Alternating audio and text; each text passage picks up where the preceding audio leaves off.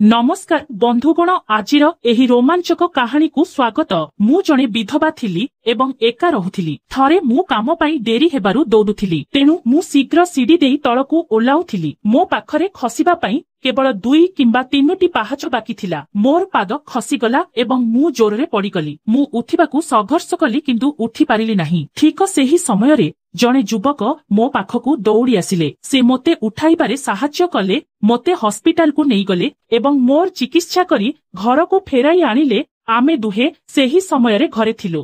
तापरे से मोते कहिले, नमस्कार बंधुगण, मोर नाम सुनीता। मु 35 वर्ष बयसर मु जणे विधवा। मु वर्तमान 2 महला विशिष्ट एक भड़ा घरे रहे। मो सामनारे एक ग्यालेरी अछि। मु चॉकलेट तैयारी करुथिबा एक कंपनी रे काम करे। रविवार छुट्टी दिन, तेणु मु सेही दिन गुड़िकरे विश्राम निये। सेही सकाळे मु टिकिए विलंबरे उठिली एवं मोर पोशाक धोइली। तापरे मु पोशाक गुड़िकु सुखाइबा पई ग्यालेरी को नहीं गली। हठात मोर नजर सामना ग्यालेरी आड़कू गला। मु सामना ग्यालेरी रे जणे युवकंकु देखिली। से मोठारू प्राय 10 वर्ष बड़ किंबा मो बयसर होइथिबे। से बहुत सुंदर थिले, किंतु मु आश्चर्य होइगली जे से कपड़ा डालारे कपड़ा सुखाउथिले। आम स्थान रे साधारणतः महिला माने कपड़ा सुखाई थांती, किंतु एहा प्रथम थर पई मु जणे पुरुषंकु एपरी करुथिबार देखिथिली। किछि दिन पूर्वरु सामना ग्यालेरी खाली थिला, सेठारे केही नथिले। मु कपड़ा सुखाउथिबा समयरे तांकु चाहि रहिले। तांकर आखि मो आड़कु चालीगला। से मोते चाहिले, मु मध्य तांकु देखुथिली। आमर आखि मिसी गला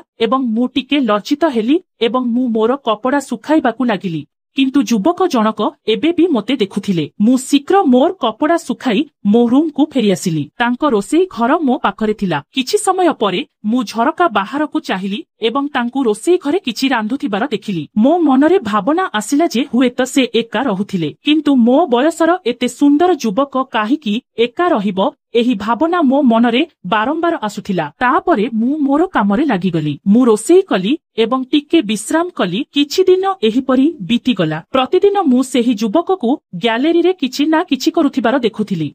केतेबेले कपड़ा सुखाउथिले, केतेबेले व्यायाम करुथिले, केतेबेले रोसेई करुथिले। वर्तमान पाई मोर जीवन भल चलीथिला। मु कंपनी रे भल दरमा पाउथिली, किंतु मु एपर्यंत बहुत दुखित थिली, कारण मु एका थिली। मो स्वामींको मृत्यु होइथिला, तेणु मु एका रहिगली। मोर कोनोसी संतान नथिले, किंतु मोते मो बापा मांको उपरे निर्भर करिबाकू पड़ी नथिला। तेणु मु स्वाधीन भाबरे रहुथिली। मो बापा मा मो पाखरे रहुथिले एवं मु बेले बेले सेमानंकु देखा करुथिली। थरे मु सीढ़ी देई तळकु आसुथिली। मु कंपनी पाई डेरी होइगली, तेणु मु शीघ्र चली जाउथिली। मोर शेष 2 किंबा 3 पाहाच बाकी थिला जेतेबेले मु खसीगली एवं पड़ीगली। मोर गोड़ मोड़ी होइगला। मु जोर रे चित्कार कली। मोते उठिबाकू कष्ट हेउथिला। मो शब्द सुनी से दौड़ी आसिले। से मोते साहाय्य कले। मु एते जंत्रणा रे पड़ीथिली जे गोटिए पाद मध्य भूमि रे रखिबाकू सक्षम नथिली। से मोते एक पाखरे रखिले। तापरे से ऊपर महला को दौड़ी गले। किछि समय परे से मो पाई पानी बोतल आनी मोते पानी पीबाकू देले। पानी पीबा परे मु टिके भल अनुभव कली।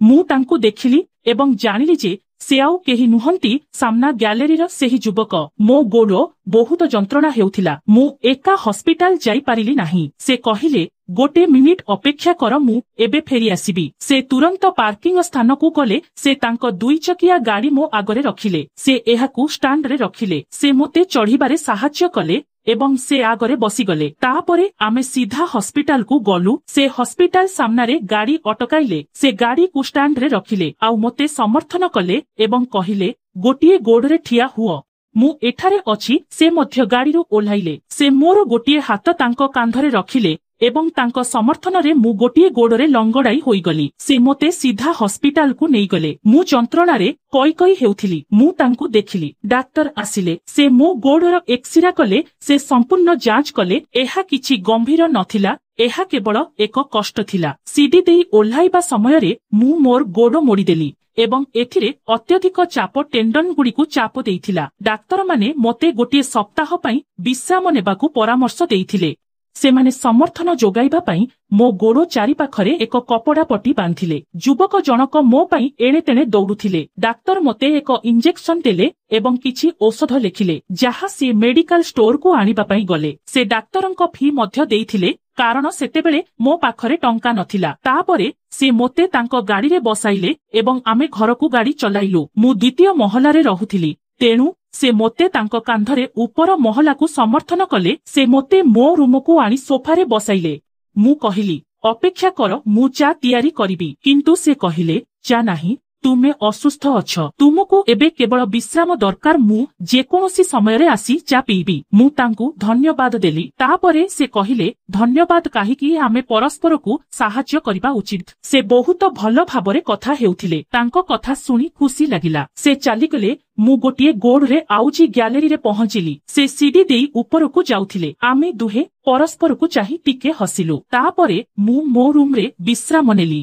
ଡାକ୍ତର ପୁରା ସପ୍ତାହ ବିଶ୍ରାମ ନେବାକୁ ପରାମର୍ଶ ଦେଇଥିଲେ, ତେଣୁ ମୁଁ କମ୍ପାନୀକୁ ଯାଇପାରିଲି ନାହିଁ। ମୁଁ କମ୍ପାନୀକୁ ଫୋନ କରି କହିଲି ଯେ ମୁଁ ଅସୁସ୍ଥ ଏବଂ କିଛି ଦିନ ପାଇଁ ଛୁଟିରେ ରହିବି। ଏବେ ମୁଁ ଘରେ ଥିଲି। ମୁଁ ଏକାକୀ ଅନୁଭବ କରୁଥିଲି, ମୋତେ ଭଲ ଲାଗୁନଥିଲା। ତେଣୁ ମୁଁ ଗ୍ୟାଲେରୀରେ ଥିବା ଏକ ଚେୟାରରେ ବସିଲି। ସେଠାରୁ ଆମେ ପରସ୍ପରକୁ ଦେଖି ହସୁଥିଲୁ। ଆମର ଦୃଷ୍ଟି ଏବଂ ଛୋଟ ଛୋଟ କଥା ବିନିମୟ ଦ୍ୱାରା ଆମର ସମ୍ପର୍କ ଅଜାଣତରେ ମଜବୁତ ହେଉଥିଲା। ତୃତୀୟ ଦିନ ରବିବାର ମୋର ଡୋରବେଲ୍ ବାଜିଲା। ତାପରେ ମୁଁ ଯାଇ କବାଟ ଖୋଲିବାକୁ ଲାଗିଲି। ଯେତେବେଳେ ମୁଁ କବାଟ ଖୋଲିଲି, ସେହି ଯୁବକ ସେଠାରେ ଠିଆ ହୋଇଥିଲେ। ସେ ମୋତେ ଚାହିଁ ଟିକେ ହସିଲେ। ମୁଁ ତାଙ୍କୁ ଭିତରେ ବସିବାକୁ କହିଲି। ସେ ସୋଫାରେ ବସିଗଲେ। ମୁଁ ଚା ତିଆରିବା ପାଇଁ ଭିତରକୁ ଗଲି। ସେ ଫୁଲର ଗୁଚ୍ଛ ଏବଂ କିଛି ଫଳ, ଆପଲ, ସାପୋଟା ଏବଂ କଦଳୀ ଆଣିଥିଲେ। ସେ କହିଲେ, ମୁଁ ଗତ 2-3 ଦିନ ଧରି ତୁମକୁ ଦେଖୁଛି। କେହି ତୁମକୁ ଭେଟିବାକୁ ଆସିନାହାନ୍ତି। ମନେ ହେଉଥିଲା ଯେ ତୁମେ ଏକା ଅଛ। ତେଣୁ ମୁଁ ଭାବିଲି ମୁଁ ତୁମକୁ ମୋ ସହିତ ଘରକୁ ନେଇଯିବି। ମୋର ଆଖି ପୋତି ହୋଇଗଲା। ସେ ମୋ ସହିତ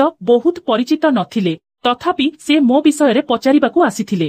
ସେ ମୋତେ ହସ୍ପିଟାଲ ମଧ୍ୟ ନେଇଥିଲେ। ତାଙ୍କର ବ୍ୟବହାର ମୋ ମନକୁ ଛୁଇଁଲା। ଚା ପ୍ରସ୍ତୁତ ଥିଲା। ମୁଁ ତାହା ଦେଖିପାରିଲି ନାହିଁ। ସେ ତୁରନ୍ତ ଉଠି ରୋଷେଇ ଘରକୁ ଗଲେ, ଗ୍ୟାସ୍ ବନ୍ଦ କରିଦେଲେ ଏବଂ ଆମ ଉଭୟଙ୍କ ପାଇଁ 2ଟି କପରେ ଚା ଢାଳିଲେ। ମୁଁ ତାଙ୍କ ପଛେ ପଛେ ଯାଇ କହିଲି, କ୍ଷମା କରିବେ, ମୁଁ ମୋର ଧ୍ୟାନ ହରାଇ ଦେଇଥିଲି। ସେ କହିଲେ, ଠିକ ଅଛି, ସବୁ କିଛି ଠିକ ଅଛି।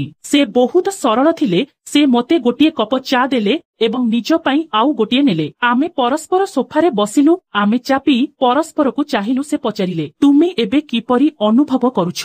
ମୁଁ କହିଲି, ମୁଁ ଏବେ ଭଲ ଅନୁଭବ କରୁଛି। ମୁଁ ଏବେ ଟିକେ ଚାଲିବା ଆରମ୍ଭ କରୁଛି। ମୁଁ ମୋ ଗୋଡ଼ରେ ଓଜନ ଦେଉଛି। ତାପରେ ଆମେ ପରସ୍ପର ବିଷୟରେ କଥାବାର୍ତ୍ତା କରିବା ଆରମ୍ଭ କଲୁ। ମୁଁ ତାଙ୍କୁ କହିଲି, ମୁଁ ତୁମକୁ ବହୁତ ଦିନ ହେଲା ଦେଖୁଛି। ତୁମେ ଏକା ରହୁଛ ଠିକ୍ ନା? ମୁଁ ତୁମକୁ ଅନେକ ଥର ରୋଷେଇ ଏବଂ ପୋଷାକ ଶୁଖାଉଥିବାର ଦେଖିଛି। ତୁମେ ବିବାହିତ ନୁହଁ କି? ସେ କହିଲେ ଯେ ସେ ବିବାହିତ, କିନ୍ତୁ ମୋ ସ୍ତ୍ରୀ ବିବାହ ପୂର୍ବରୁ ଅନ୍ୟ ଜଣେ ପୁରୁଷଙ୍କୁ ପ୍ରେମ କରୁଥିଲେ। ତାପରେ ଗୋଟିଏ ଦିନ ମୁଁ ତାଙ୍କୁ ଛାଡ଼ପତ୍ର ଦେଇ କହିଲି ଯେ ସେ ଯେଉଁଠାରେ ଖୁସି ରହିପାରିବ ସେଠାରେ ରହିବାକୁ ମୋର କୌଣସି ଆପତ୍ତି ନାହିଁ। ସେ ତା ପ୍ରେମିକ ସହିତ ଚାଲିଗଲା ଏବଂ ମୁଁ ମୁକ୍ତ ଅଛି। ମୁଁ ତାକୁ କୌଣସି ଅସୁବିଧା ଦେଇ ନଥିଲି। ମୁଁ ତଥାପି ଏକା ରହିବାକୁ ପସନ୍ଦ କରେ। ଯଦି ଆମର ମନ ସ୍ପଷ୍ଟ ଥାଏ ଏବଂ ଆମେ କାହାକୁ କ୍ଷତି ପହଞ୍ଚାଇ ନଥାଉ, ତେବେ ଆମେ ଶାନ୍ତି ପାଇଥାଉ। ସେ ଯାହା କହିଥିଲେ ତାହା ମୋତେ ପ୍ରକୃତରେ ପସନ୍ଦ ଆସିଥିଲା। ମୁଁ କହିଲି, ଏହା ସତ୍ୟ, କିନ୍ତୁ ତୁମେ ମୋତେ ଏପର୍ଯ୍ୟନ୍ତ ତୁମର ନାମ କହିନାହଁ। ସେ ହସି କହିଲେ, ମୋ ନାମ ଆଦିତ୍ୟ। ମୁଁ ଏକ ଗାଁରୁ ଆସିଛି। ମୁଁ ଏଠାରେ ଏକ କମ୍ପାନୀରେ ମ୍ୟାନେଜର ଭାବରେ କାମ କରେ। ତାପରେ ସେ ପଚାରିଲେ, ତୁମର ନାମ କଣ? ମୁଁ କହିଲି, ମୋ ନାମ ସୁନିତା। ମୁଁ ଜଣେ ବିଧବା।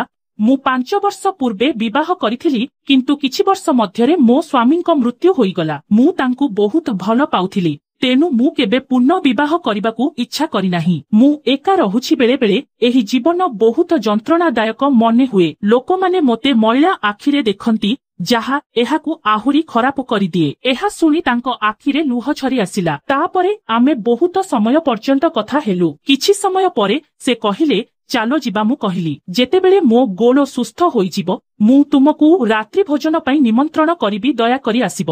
ସେ ହସିଲେ, ଆଉ ହମ କହିଲେ ଏବଂ ଚାଲିଗଲେ। ସେ ଯିବା ସମୟରେ ମୁଁ ତାଙ୍କ ଛାଇକୁ ଦେଖିଲି। ସେ ଏତେ ପବିତ୍ର ହୃଦୟର ଥିଲେ। ତାଙ୍କ ଆଚରଣରେ କୌଣସି ସ୍ୱାର୍ଥପରତା ନଥିଲା। ତାଙ୍କର ସୌନ୍ଦର୍ଯ୍ୟ କେବଳ ତାଙ୍କ ମୁହଁରେ ନୁହେଁ, ତାଙ୍କ ହୃଦୟରେ ଥିଲା। ମୋର ହୃଦୟ ତାଙ୍କ ପ୍ରତି ଆକର୍ଷିତ ହୋଇଗଲା। ଏବେ ମୋର ଗୋଡ଼ ସୁସ୍ଥ ହୋଇଗଲା। ମୁଁ ପୁଣି କମ୍ପାନୀ ଯିବା ଆରମ୍ଭ କଲି। ଆମେ ପୁଣି ଗ୍ୟାଲେରୀରୁ ପରସ୍ପରକୁ ଦେଖିବା ଆରମ୍ଭ କଲୁ। ଧୀରେ ଧୀରେ ରବିବାର ଆସିଲା। ମୋର ଗୋଟିଏ ଦିନ ଛୁଟି ଥିଲା। ମୁଁ ଆଦିତ୍ୟଙ୍କୁ ରାତ୍ରି ଭୋଜନ ପାଇଁ ନିମନ୍ତ୍ରଣ କରିବାକୁ ନିଷ୍ପତ୍ତି ନେଲି। ଯେତେବେଳେ ମୁଁ ଗ୍ୟାଲେରୀକୁ ଗଲି, ସେ ବ୍ୟାୟାମ କରୁଥିଲେ। तांको शरीर सुस्थ एवं शक्तिशाली देखा जाउथिला। से एक भेस्ट पिंधिथिले एवं बहुत सुंदर देखा जाउथिले। मु तांको आड़कू इंगित कली। से हसिले। मु कहिली आसो आजी छुट्टी। से हसी राजी होइगले। मु तांको पई एक सुंदर खाद्य रांधिथिली। तांकर समस्त प्रिय खाद्य। ठीक राति 8टारे डोरबेल बाजिला। मु द्वार पाखकू जाई पिफोल देई चाहिली एवं देखिली जे आदित्य सेठारे ठिया होइछंती। से सुंदर पोशाक पिंधिथिले एवं एक सुगंधित अतर लगाइथिले। मु द्वार खोली तांकू बसिबाकू कहिली। मु तांकू पानी देली। मु चाट पिछाई खाद्य परिवेषण कली। से कहिले मु एका खाइबी नाही, तुमे मध्य खाइबा उचित। मु टिके सकोज अनुभव कली किंतु मु निज पाई आउ एक प्लेट परिवेषण कली एवं तांको पाखरे बसिगली। आमे दुहे कथा हेबा समयरे खाइलु। खाई सारिबा परे आमे पुणी कथाबार्ता आरंभ कलु। एबे आमे बहुत निकटतर होइगलु। आमे परस्परकू देखुथिलु। से पचारिले तुमे एबे किपरि अनुभव करुछ? मु कहिली मु एबे भल अनुभव करुछि। मु धीरे धीरे मो गोड़रे ओजन पकाई पारुछि। तापरे आमे परस्पर विषय पचारिबा आरंभ कलु। से कहिले तुमे विवाह काहिकी करू नाहम? पुरुष माने कोनोसी प्रकारे एका रहिबाकू सफल हुअंती। सेमाने कोनोसी जिनिसकू भय करंती नाही। किंतु आजिर दुनिया रे जणे महिला एका रहिबा एक अजब कथा। मते किए विवाह करिब? मु एबे 35 वर्ष। मु दुखर सहित कहिली। से कहिले तुमे 35 वर्ष बयसर होइपार किंतु तुमे 35 वर्ष बयसर देखा जाउ नाहम। तुमे बहुत सुंदर। तुमे मात्र 25 वर्ष बयसर देखा जाउछ। तुम भितरे एबे भी बहुत यौवन अछि। तुमको निश्चित भाबरे विवाह करिबा उचित। मु तांकू देखिली एवं सामान्य हसी कहिली तुमे मध्य बहुत सुंदर देखा जाउछ। तुमे मते विवाह करिब कि? से चमुकी पड़िले एवं चुप होइगले। से किछि कहिले नाही। मु हसी कहिली देखो मु तुमको पचारिथिली जे तुमे मते विवाह करिब कि, तेणु तुमे मध्य चुप होइगलो। एहार अर्थ मु जाहा कहुछि ताहा सत्य ठीक। सेही मुहूर्तरे से मो हातकू तांको हातकू धरिले। से कहिले तुम प्रति मोर केबे कोनोसी खराब भावना नाही। तुम प्रति मोर केवल सम्मान एवं प्रेम। तुम प्रति मोर मध्य बहुत स्नेह अछि। मु तुमको बहुत पसंद करे। से मो हातकू धीरे धीरे आदर कले। मोर कोमल हाथ तांको शक्तिशाली हाथ मध्यरे थिला। धीरे धीरे आमे निकटतर हेलु। आमर हाथ स्पर्श हेला। आमे दुहे परस्परको एक हालुका प्रेमपूर्ण चुंबन देलु। सेही मुहूर्तरे आमर प्रेम एक नूतन उच्चतारे पहुंचिला। आमे परस्परर बाहुरे हजिगलु। तांकर सेही प्रेमपूर्ण चुंबन रे मु मो जीवन रे एक नूतन विवाहर ग्रहण देखि पारिली। आमे दुहे सेही दिन प्रेमकू पूर्ण भावरे ग्रहण करिथिलु। जेपरि आमर समग्र जीवन परस्पर मध्यरे मिसी जाइथिला। किछि समय परे से कहिले चालो काली कोर्ट को जिबा एवं विवाह करिबा। मु बहुत खुशी होइगली। मो मुहरे खुशी फुटिगला। परदिन आमे दुहे कंपानी रु छुट्टी नेई कोर्ट रे विवाह कलु। सेही मुहूर्त मो जीवनर एक अविस्मरणीय मुहूर्त थिला। एबे आमे दुहे एकाठी रहिबा आरंभ कलु। मु प्रतिदिन तांको पई स्वादिष्ट खाद्य रांधिबा आरंभ कली। मु तांको प्रेम रे वृष्टि करिबा आरंभ कली। से मध्य मोते अपार प्रेम रे वृष्टि करिबा आरंभ कले। आमर घर विश्वास एवं आनंद रे परिपूर्ण होइगला। किछि मास मध्यरे मु गर्भवती हेली। जेतेबेले मु एही शुभ खबर मो स्वामींक सहित बांटिली। से बहुत खुशी होइगले। से मोते आलिंगन कले एवं मो उठरे प्रेमरे चुंबन देले। किछि मास मध्यरे मु एक स्नेहपूर्ण पुत्रको जन्म देली। से सुंदर एवं आदरणीय थिले। से मो स्वामींक परि समान प्रतिछवि ग्रहण कले। आमे दुहे बहुत खुशी थिलु। एबे आमर जीवन खुशी आनंद एवं प्रेम रे परिपूर्ण थिला। बंधुगण आमे दुहे विवाह कलु। तुमे कोन भाबुछ जे जणे पुरुष एवं जणे महिला जेउ माने पूर्वरु विवाहित किंतु कोनोसी कारणरु सेमानंक जीवन साथी मृत्युवरण करिसंती, सेमाने पुणी एकाठी हेबा उचित कि जीवन सारा अविवाहित रहिबा उचित? आमे मतामतरे तुमर मतामत पई अपेक्षा करिथाउ। केतक समयरे जीवन आमकू एका छाड़ी दिए, आमर स्वप्न को अटकाई दिए, किंतु सेही विरति पछरे मध्य एक नूतन आरंभ लुचि रहिथाए। सुनीता परी अनेक महिला दुख कष्ट सत्वे एही दुनिया रे पुणी प्रेम पाहंती। एही कहानी केवल द्वितीय विवाह विषय रे नुही, एहा विश्वास, आत्मसम्मान एवं पुणी थरे जीवन को आलिंगन करिबा विषय रे एवं जदि केही तुमको सांत्वना दिए, तुमर दुखरे साथ देइथाए, तेबे सेही व्यक्ति तुमर नूतन जीवन होई पारंती। तेणु बंधुगण, एहा थिला आमर आजिर कहानी। जदि तुमको एहा पसंद आसीथाए तेबे दयाकरी एहाकू लाइक करंतु एवं आम चैनल को सब्सक्राइब करंतु। परवर्ती भिडियो रे देखा हेबो, से पर्यंत रहुछि। धन्यवाद।